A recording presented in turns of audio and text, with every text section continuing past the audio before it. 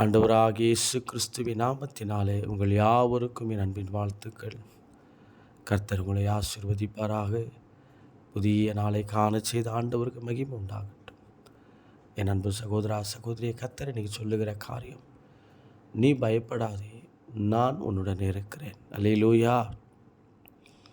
நீ எந்த காரியத்தை குறித்து பயந்து கொண்டிருக்கிறாயோ பயப்படாத. இன்னைக்கு ஒருவேளை குடும்பத்தை குறித்த பயம் இருக்கலாம், பிள்ளைகளை குறித்த பயம், கணவரை குறித்த பயம், எதிர்காலங்களை குறித்த பயம், வீட்டை குறித்த பயம், சரீரத்தில் இருக்கிற வியாதியை குறித்த பயம். ஏதோ ஒரு காரியத்தில் நீ பயந்து போயிருக்கலாம்.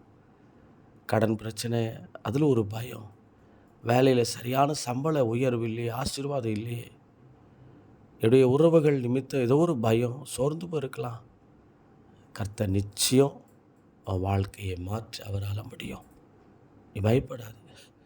ஒரு குழந்தை ஒரு தகப்பனுடைய தோள் மேல் இருக்கும்போது அந்த குழந்தை பயப்படவே பயப்படாது. காரணம், அந்த குழந்தைக்கு தெரியும், நான் அப்பாவுடைய தோள் மேலே இருக்கிறேன். இன்றைக்கி நாம் கூட அப்பாவுடைய தோள் மேலே தான் இருக்கிறோம். எப்படி நம்மளை விட்டுருவார் அவர்? சொந்து போகாதீங்க. பரிசுத்தம் நல்ல பிதாவே, இந்த புதிய நாளுக்கா, இந்த காலை வேளைக்காய் ஸ்தோத்திரம்.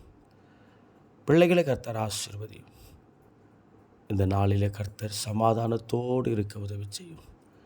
பிள்ளைங்க பயந்து கொண்டு இருக்கிற காரியத்தை எல்லாவற்றையும் மாற்றும். ஆண்டவரே, கர்ப்பவதிகளை கர்த்தர் ஆசீர்வதியும். குழந்தை இல்லாத பிள்ளைகளை ஆசீர்வதியும். வேலையில் வருகிற போராட்டங்கள், பயங்களை மாற்றி ஆசீர்வதியும். ஒரு சமாதானம் வரட்டும். கர்த்தர் நடத்தும், பொறுப்பெடுத்துக் கொள்ளும். ஜீவன் நல்ல பிதாவே, ஆமென்.